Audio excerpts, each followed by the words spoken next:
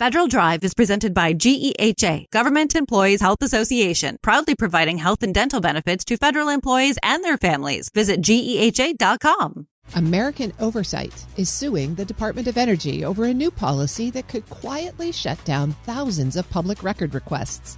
The rule requires requesters to reconfirm interest in pending FOIA submissions without notice, risking mass closures and undermining transparency. Here to explain the legal challenge and its broader implications is Chioma Chukwu, Executive Director of American Oversight. Ms. Chukwu, thank you for joining me. Thank you for having me. You lead an oversight organization in the public domain. Why is the Freedom of Information Act so important to you? Well, the Freedom of Information Act is such an incredibly important tool that allows the public to get access to information about what the government is doing with taxpayers' dollars, how they're conducting activities, how they're conducting their day-to-day operations. All of that information is information that the public is entitled to. And the Freedom of Information Act allows the public to access that information so that they can hold their government accountable. And you've just filed a suit against the Department of Energy over its new, and I'm using my air quotes here, still interested confirmation policy. Tell us about what that means and what your lawsuit is all about. Well, the Department of Energy recently published a notice in the Federal Register. And the Federal Register, for those who are unfamiliar, think of it as the federal government's daily newspaper, where they publish the happenings of the federal government, rules and regulations that impact the public, and how the public can respond and provide comment to things that will impact those rules. And we learned that back in August, the Department of Energy had published this notice, which essentially said, for any requester, meaning people who have organizations that have used the Freedom of Information Act to request information from the Department of Energy. So any requester who has requested information prior to October 2024, that you have 30 days to let the Department of Energy know if you are still interested in that information. Otherwise, they will consider your request closed. Now, this is highly problematic for several reasons. First, many people don't even know what the Federal Register is. It is a very nuanced online register that folks have to be monitoring very closely in order to know what's going on. It's very dense. So if somebody happened to miss that window, that 30-day window, they would have no idea that they were at risk of having the request for information closed. The second reason why it's highly problematic is because there's nothing in FOIA that gives the Department of Energy this authority to respond to a requester's request for information by affirmatively closing it.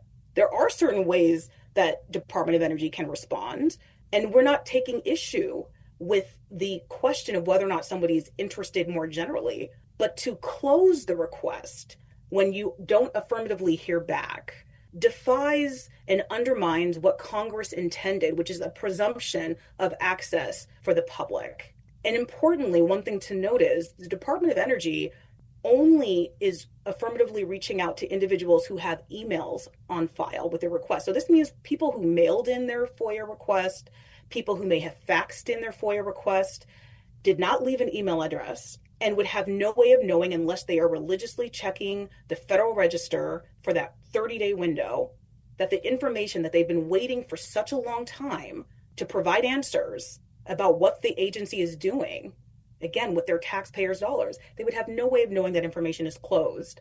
So we filed suit because it is unlawful. It's unlawful for several reasons. Again, FOIA does not allow the federal government to close requests affirmatively. There's nothing in FOIA that permits that. Also, under the Administrative Procedure Act, which is a federal law that requires when an agency is going to change a rule that substantively affects the rights of a requester, we must have the ability to provide feedback, comment. That didn't happen here. They closed it, people didn't know, and now their request for information may be lost forever. That is unlawful. We believe that they did this arbitrarily and capriciously. And so that is why we filed our lawsuit. I'm speaking with Chioma Chukwu. She's the Executive Director of American Oversight. As I understand it, Department of Energy said we have this huge backlog. We don't have enough staff to take care of this. We're just going to clean the books and start over. Is there any merit to any part of that argument? Well, that's part of what we are hoping to understand. As a preliminary matter, an agency cannot use backlog as a justification to close requests. Again, they don't have the right to close requests at all. And they certainly cannot use predictable workload concerns or backlog concerns to close requests of requesters. It is particularly important to note that this administration, which has been wreaking havoc across the federal government by firing the very people who are processing Freedom of Information Act requests, closing entire offices, laying off tens of thousands of federal workers, cannot then turn around and say, we don't have the resources to process these requests, and so we are going to close it. That cannot be allowed. That should not be allowed. That is unlawful under FOIA. You've also warned that DOE's policy might be sort of the camel's nose under the tent as a test case to see if this policy or this approach could spread to other agencies. Are you seeing evidence of that spread at this point? You know, I regret to inform you that we have. We have already just recently seen with a different agency, USAID. Many people have heard of this independent agency that was completely dismantled by this administration. Many of the requesters, such as American Oversight, have been asking for information from USAID because we want to understand more about the decisions behind the efforts to dismantle the agency. We learned that recently USAID has similarly published a notice in the Federal Register seeking to affirmatively close requests that were sent before January 20th, 2025, so before this administration commenced. That being said, there's a lot of information that the administration has taken down from public view that should be living in the archives of history, that we have deep concerns no longer exist. And so to the extent American Oversight and other similar requesters want information before January 20th, we also are being required to provide affirmative notice. Otherwise, those requests will be closed. Again, we have the same concerns that if we do not challenge these acts now, we are going to see this happening across agencies. And imagine that happening at an agency like the Department of Homeland Security. People are being disappeared. We're trying to understand why these decisions are being made. So if we didn't step up and file suit now, this may very well spread like wildfire, which is what we're trying to prevent. I realize the suit is fairly young, but what would you hope for as a satisfactory resolution? You know, we are asking the court to declare it unlawful. We are asking the court to say affirmatively that the agencies, that the administration does not have the ability to affirmatively close requests, that they exceeded their authority under FOIA, and that the actions were arbitrary and capricious in violation of the Administrative Procedure Act. That way, other agencies will be deterred from engaging in similar behavior. So we believe that this is the right vehicle to push back on this still interested requirement. And our hope is that other agencies take note of what we are doing here and comply with federal law and stop creating procedural roadblocks for requesters to get information that they're entitled to.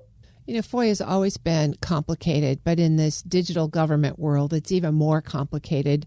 If you had a Wayback Machine and you could go back to redesign FOIA, or you had the opportunity to do it today, what sort of principles and practices would you want to put in an updated FOIA to make sure that you've got access, that you've got transparency, that you've got accountability for people who want to make sure that the government is doing what it says it's doing?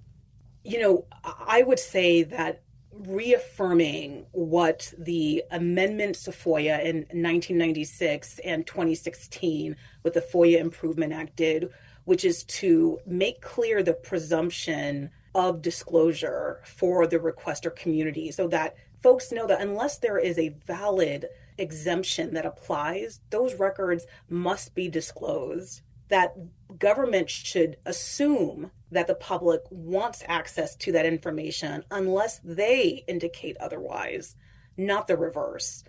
And so we're sensitive to agencies being under-resourced. That is not a new phenomena. But the answer is not to create additional roadblocks for people who are trying to understand what their government is doing, particularly where the government is non-transparent. And if I could just note one thing so people really understand why this matters. In 2023, there was reporting that a cadre of reporters had uncovered over 15,000 documents that had been sitting in the archives of history, records coming from the Department of Energy and its predecessor agencies. These records dated back to 1949. And these records essentially revealed that in St. Louis, there was a community near the Coldwater Creek that had radioactive waste stored in this community where families were living, young kids were playing for decades. And this radioactive waste, which had been around since, post-World War II, had not been properly stored.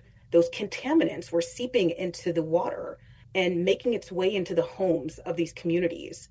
And there became this proliferation of cancer, different kinds of cancers, brain cancer, prostate cancer, breast cancer. People were confused. They were perplexed. They didn't know why, but they were being told by their government. There's nothing to see here. There's no concerns.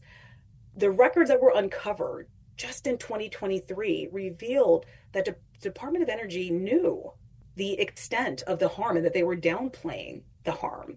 That would never have been uncovered had Department of Energy been allowed to prematurely close these requests, right? That's the kind of real impact that FOIA has by uncovering information that affects the day-to-day lives of average Americans and the decisions that our government is making that impacts us. And so I just want people to really understand when we're talking about FOIA, FOIA is a tool to understand what is happening and how you can demand more from your government that is supposed to work for you, not the other way around. And so that is one of the main reasons why we are out here fighting, because it's not just American Oversight that's impacted. There are many other requesters who don't have access to the same resources that will be unable to uncover information that may impact generations to come. I've been speaking with Chioma Chukwu. She's the Executive Director of American Oversight. Thank you so much for making the impact of this suit clear to us. We'll post this interview at federalnewsnetwork.com/Federal Drive. Subscribe to the Federal Drive wherever you get your podcasts.